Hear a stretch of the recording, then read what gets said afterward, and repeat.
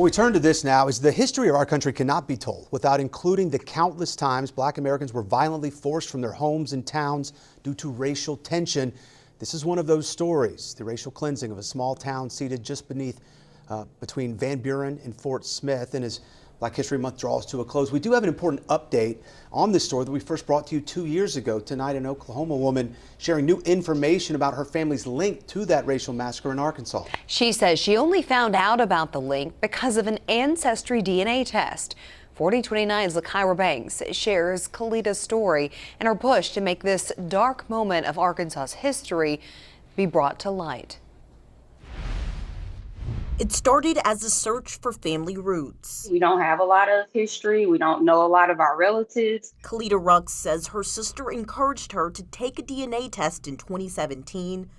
What they found out was shocking. And that's what led her to find information about the race riot. In 1923, a white woman was raped and murdered in the small town of Ketcher, Arkansas. Today, that town would have been sandwiched between Fort Smith and Van Buren, where only a road remains. Following her death, 3 Black men were arrested, including Spurgeon Ruck. Well, Spurgeon Ruck was my great uncle on my dad's side. Hundreds of white men surrounded the jail, calling for them to be killed. When they were unable to reach the prisoners, they began threatening Black families and destroyed property, leading nearly 40 families to flee the area. All of the Black citizens had to leave, with clothes on their backs, leaving their homes, their land that they owned.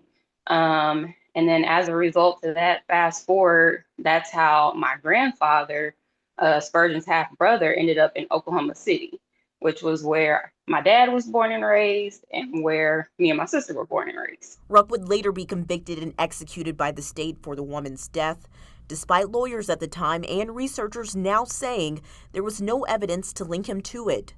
Khalida says learning what happened was both painful and powerful. It was very informative to get the information, but it was disappointing, the situation that happened, and that, they probably didn't get justice. They didn't get the fair trial, so they didn't really get to, there were no investigations or evidence or anything like that. She now hopes for justice. Definitely justice for their names, for their namesake. I think them being exonerated would be wonderful.